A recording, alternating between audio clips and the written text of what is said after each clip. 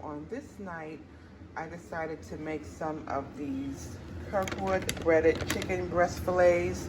We have some corn here that I'm gonna put in the pot. This is actually still frozen, but it's not gonna take any time at all to thaw out. And I have some potatoes that have been in my refrigerator for a little while. So I'm gonna go ahead and probably make some homemade French fries out of these and get those in the oven, baking up and cooking. If they decide that they wanna make sandwiches out of these, I do have these sweet Hawaiian onion hamburger buns that they can use if, you know, someone decides they want a sandwich. So I'm gonna go ahead, I'm gonna get my potatoes cut up and washed and get the chicken going, and I'll come back and show you guys what it all looks like.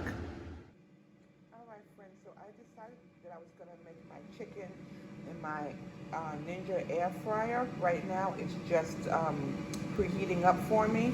And again, I'm gonna make this chicken and I've decided to cook it in my air fryer. I think it would taste better if I made it in my air fryer. So it's just preheating right now. And coming over here, I do have my corn going. I'm gonna turn that down just a tad bit. I do have my corn going over here. And coming over here, I do have my homemade French fries. And what I did with these was I just drizzled them in some olive oil and I used on them a couple of seasonings. I did use some lemon pepper seasoning. I did use some, what is this? Some French fry seasoning. And I did sprinkle a little bit of cayenne pepper on them. I did not use any regular salt because the lemon pepper and the French fry seasoning has a ton of salt. And I didn't use any pepper because I did use cayenne pepper. So I just tossed them in the seasoning. I'm gonna go ahead and put them in my oven. My oven is preheated at 375. I think I'm gonna turn it up to 400. And I'm gonna put them in there for about 20 minutes or so and see how far along they've gotten. So when I come back, I should have everything plated and ready for you guys to see. Okay, you guys, so these are those chicken patties. They actually came out really, really good in the air fryer. So I'm gonna go ahead and plate up everything and show you what it all looks like together. Alrighty, you guys, so this is what our plate looks like. We have our corn, the chicken that we made in the air fryer, and those potatoes came out really good. They got nice and crispy around the edges, which is what I like. And at the last minute, you guys, I decided to make for dessert some of these Toll House Pecan Turtle Delight cookies. They're in the oven right now, but you know what they look like. So, but anyway, this is what we have for dinner on this particular night. Looks yummy. Alrighty, you guys, so on this night for dinner, I decided to make a macaroni and beef pasta dish. So today I'm just gonna be using the Columbia brand, the elbow macaroni. I got these right out of the Dollar Tree. And I do have my ground beef over here cooking with a little bit of bell pepper. I had one bell pepper in my refrigerator that needed to get used up. So I just cut it up and put it in here. Coming over here for the ground beef, I did use some onion powder. I used some garlic powder. I did put that back in the cabinet already. I used some parsley. I used some Italian seasoning. And I used some black pepper. Now I am going to be putting some cheeses in this. I'm going to be using up the rest of this mozzarella cheese that I have here. And I also have some Parmesan cheese as well. So I'm gonna go ahead, I'm gonna get my macaroni cooking up. The water is boiling. I'm gonna go ahead, I'm gonna mix everything up and get it all together, and I will show you guys what everything looks like when we come back. Alrighty, you guys, so this is my pasta. It's already mixed up. I'm gonna throw it in the oven. I put some Parmesan cheese and mozzarella cheese on it, and I also used this Earth Fare Organic Garden Vegetable Pasta Sauce, and I also added some minced garlic to it as well. I forgot to tell you that earlier. So I'm gonna go ahead and pop it in the oven and show you what it looks like after it is all done.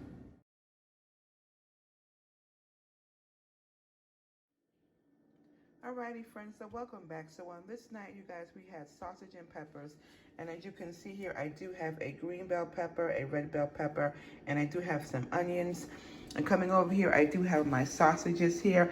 Now, these are the Georgia poor boy sausages. And I am choosing to cook mine in the oven. And I'm also choosing to make the peppers and onions separately from the sausages, because some people like, some people don't, and you know, it just makes life a whole lot easier for me. I'm sure you all get it. So I'm gonna go ahead and saute my onions and peppers in my pot here. I'm gonna put my sausages in my oven. I am going to coat these with a little bit of olive oil, poke some holes in them, and saute them. I mean, I saute them, but cook them in the oven. And I'm gonna go ahead and get these sauteing up. So I will come right back, guys, and show you what it looks like. All right, guys, so everything is done. These are the sausages. They've started to split open here. So they are done. The peppers are nice and done. They have cooked down really nicely. And we're just gonna have these hoagie style, these Pepperidge Farm Bakery Classics white hoagie rolls. I'm not gonna have any veggies or anything on the side. We're just gonna have the sausage and peppers on the rolls. So this is what we had for dinner on this night. Sausage and peppers on rolls, something really easy, really quick. It is actually the week of Christmas. Today is Tuesday, Christmas is Friday. And you know, I'm just not in the mood for any big time cooking this week. So this was all we have for tonight. Very simple dinner. Alrighty, you guys, so it is the next night. Welcome back. So this is Saturday. And tonight, you guys, I decided to make a crock pot of rotel or queso dip. So in this pot right now, I do have a pound of ground beef here that I have already cooked and drained, and I just seasoned it simply with some garlic powder, onion powder, and a little bit of salt and pepper. And over here, I'm going to add in my rotel. And also, I did chop up a big thing of the Velveeta cheese. It is the 32-ounce container of Velveeta cheese. So I'm going to go ahead. I'm going to add in my rotel. This is the mild rotel, the diced tomatoes and green chilies. I'm going to add that in here. Get it all in there. All that goodness. Now the recipe does call for 2 cans, but I only have 1 can.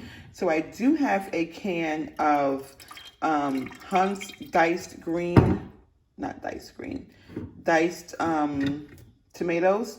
So I am going to go ahead and add that to it as well. Hold on, guys. I have to just open it up. Give me 1 second. Alrighty, you guys. Sorry about that. So I'm back. So now I do have the can of the Petite Diced Garlic and Extra Virgin Olive Oil.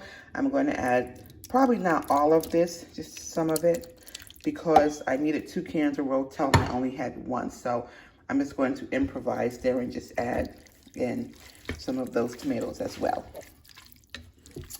So I'm going to go ahead and just mix all of that together.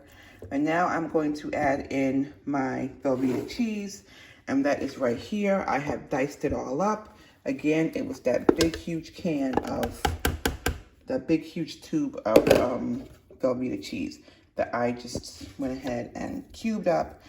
I'm going to let that melt all over this ground beef and rotel.